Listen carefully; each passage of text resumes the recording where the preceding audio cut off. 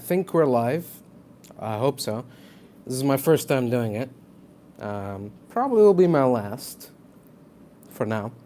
But yeah, as the title says, this is just me talking about all the things that happened in the yesterday's 2022 Game Awards. A lot of exciting announcements, a lot of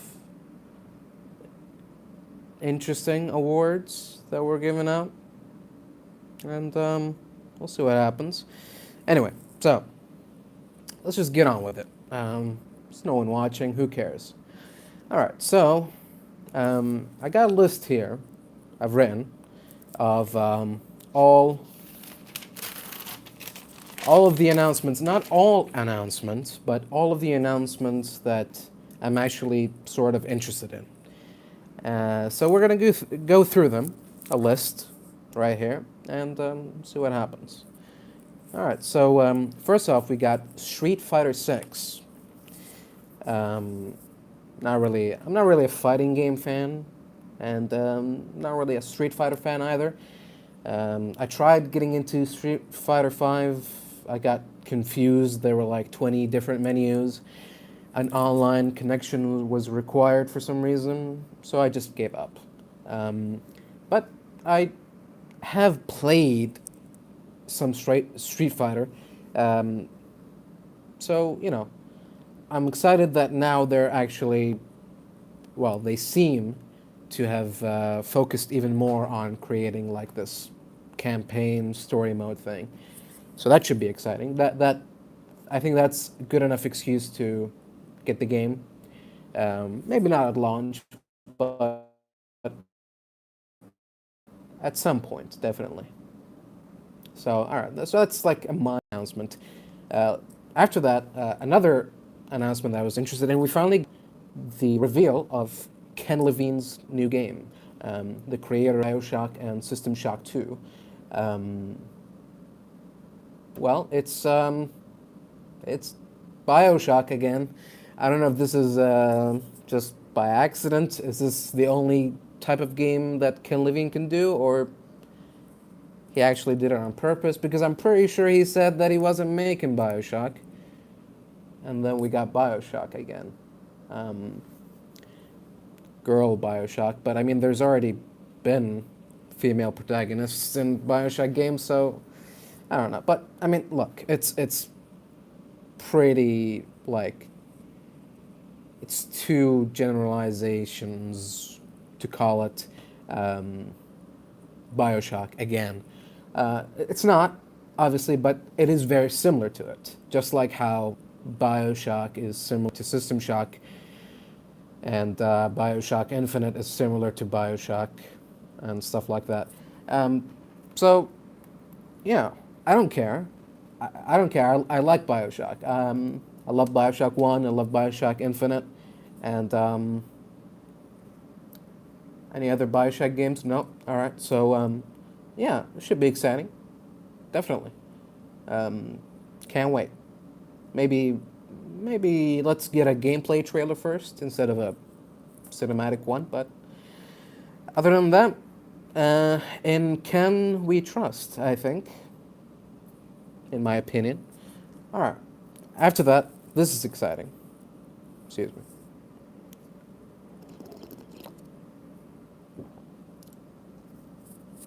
Another announcement that I was excited about was another little, it seems like an in-game cutscene, which is pretty exciting, for Suicide Squad Kill the Justice League. I mean, I don't think there were any other Suicide games that came out before this, so why not just call it Suicide Squad, or the Suicide Squad, or Suicide Squad game, or Suicide game? Why has it got to be Suicide Squad Kill the Justice League? Oh, because you kill the Justice League. All right, whatever. But anyway, pretty exciting to see that Kevin Conroy is going to be in the game as Batman, obviously. Maybe as Hush, if there's going to be a Hush in the game, but as as far as we know right now. And I'm a little bit conflicted conflicted because obviously it's great to have Kevin Conroy um, as Batman. It's always great to have him as Batman. It's always great to have him, period, right? Now that's said and done, isn't this Suicide Squad game set in the Arkham universe? I'm pretty sure they've said that. This is made by Rocksteady, and they were like, yeah, this is a Suicide Squad game taking place in the Arkhamverse, but is it? I think they gave up on that idea because, I mean, besides from the fact that Harley Quinn doesn't look like Harley Quinn from the Arkham games, and I mean, by now she should be like 40. So, I'm not saying that 40-year-olds can't be psychotic gymnastic criminals, but it's weird to still have Harley Quinn. But if this is a spin off, like, alternate universe thing, then it's fine. Um, so yeah, that's my only gripe, because I'm a little bit confused. I was like, wait, Batman?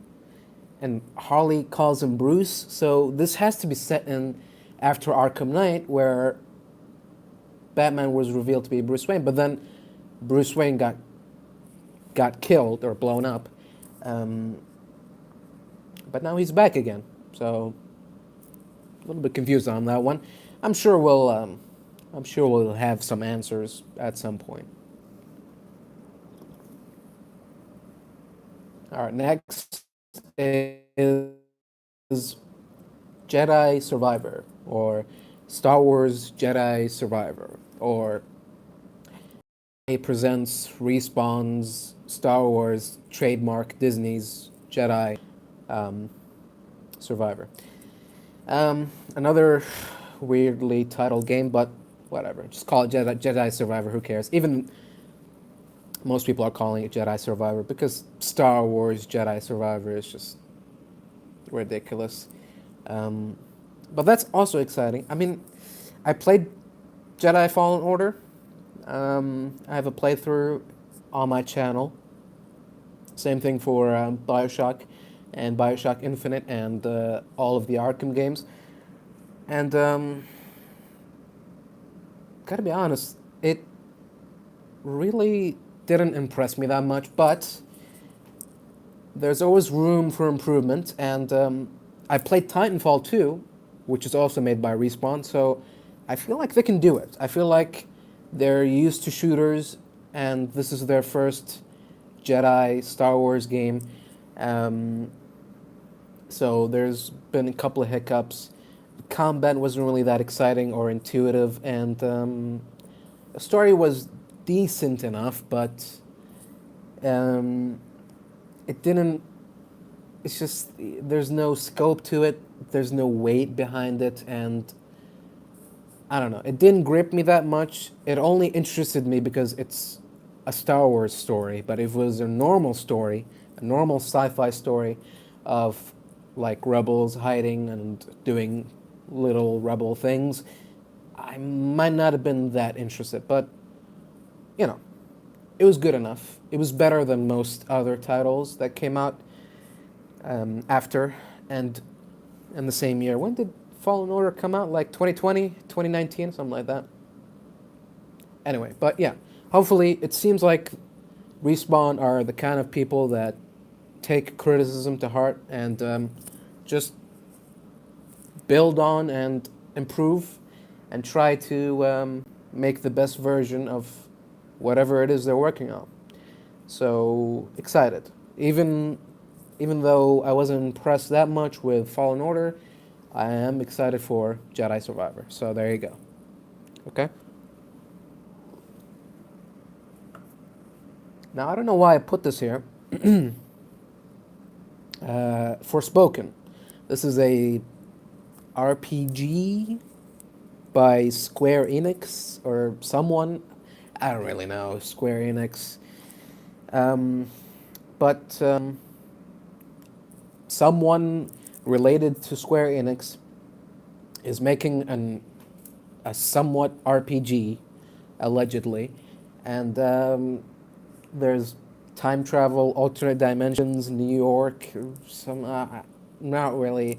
This free running parkour thing. If they promise it's an RPG, then I'll play it because I like RPGs that are actually RPGs. Um, so I'll put up with all the dumb stuff, all the weird decisions that Square Enix likes to make sometimes, just as long as they promise good old fashioned RPG or JRPG, whatever. Just RPG somewhere in there. All right. So, yeah, it's half and half. Not really expecting too much, not really. Wouldn't be shocked if it flops, but hopefully it doesn't. Never know. Could be the next hit. Could be the next game of the year. I think I put it on there because there was a demo for the game, but only on the PS5. But unlike Forbidden West, this game was not only this game hasn't come out yet, but it was already determined that it was going to come out on the PS5. So can't use that excuse, Guerrilla Games. All right. All right. Yeah. Speaking of which, next game on the list here is The Burning Shores. That's what it's called. The Burning Shores DLC for Horizon Forbidden West. Okay. Seems exciting enough. Wish I could play it, but can't. So, oh well. It's set in Los Angeles, the ruins of Los Angeles, and yeah. I mean, like it's like the opposite of the Frozen Wilds. Instead of exploring a frozen wasteland, you'll be exploring a fiery wasteland, which is not that different from real life. Anyways, another DLC is Cyberpunk 2077 Phantom Liberty. Now, this is actually the most exciting announcement for me because not only are CD Projekt Red and Cyberpunk have impressed me, not so much on the game side, but on the narrative side, but I also have the game, and I have it on Steam, and so I know for a fact that this is a day one for me, you know? As soon as this comes out, I'm there, day one. Of course, with my crappy internet, it's going to take me like 4 days to install the DLC, but that's fine. Day 4, I'll be there.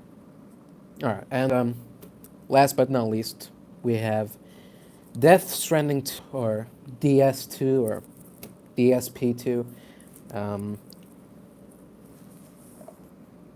Kojima, he's one interesting fellow, to say the least. I watched the trailer, and just like the Death Stranding trailer, I have no idea what's going on. There's a baby, and Norman Reedus got protected or something, and he's old now. I mean, to be fair, I haven't played Death Stranding yet, so this could add to the confusion a little bit, because I have no idea what's going on. But maybe people who have played and beaten the game kind of know what's going on. Like, why is Norman Reedus old now? That's my question. And what else? Troy Baker is in the game again, doing a little song. Is that it? Well, I'm pretty sure there was something else exciting in there. There's an octopus in a tank, and some black goo, Prometheus black goo. So it's a Kojima game. You know what you're expecting. At this point, you should, at least. All right, let's go back to Phantom Liberty. I didn't finish my thought there. Not. What was I going to talk about? Oh, yeah. So, we have. It seems like we have a new area to run around in, cause some mayhem. But we also have, obviously, a new story. Maybe some new weapons and armor that should be exciting. Silverhand is back. Keanu, it's not Silverhand, it's Keanu Reeves. Keanu Reeves is back. And we also have introducing Idris Elba, my favorite rapper. You might have heard his hit track, The Biggest Balls of the Summer, or whatever it's called. So, seems like CD Projekt Red saw a lot of potential in that guy and thought, you know what? He's got a great voice, great talent. I bet that he could make a great actor too. And they got him on. Now, I'm going to talk about his character, Solomon Reed, an FIA agent, which is probably like, what, the Federal Intelligence Agency. He's giving off major villainous vibes. You know, maybe it's just me, but there's something very suspicious here. So I'm very interested to see his character and to find out where they take his character and how you, as the player, as V, can influence his decisions and the things that he does and ultimately his fate. But yeah, I think they're setting him up to be this sort of antagonistic character. You know, at first he's a good guy, sort of. He's giving you these missions to do, and then you slowly start like the mask starts peeling off, and you notice something is off, and you can decide either to ignore it and continue to work with him, or sort of, I don't know, fight him. I'm seeing in my head like this cyber psycho Idris Elba boss fight. So I don't know. This is my prediction, though. That's it, really. That's the only things that actually were interesting to me. Other stuff, not really that interested in. There was like Among Us hide and seek. I love that. I love the fact that Among Us has become like the new Roblox, where you go into Among Us, but you don't play Among Us. You play other games in the Among Us game, in the Among Us engine, but it's not really Among Us anymore. You know, whatever works for them. I'm not being judgmental here or anything. Yeah, exciting. Anybody else excited?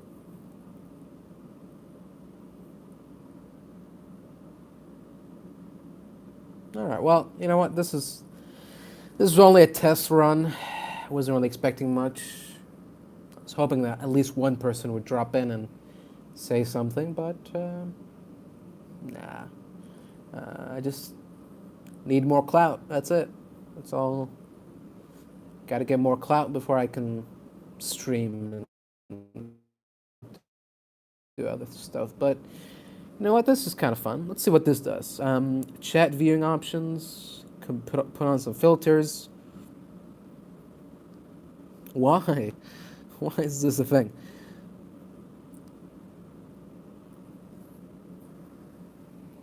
Hello. Hello. Mason. What do the numbers mean, Mason?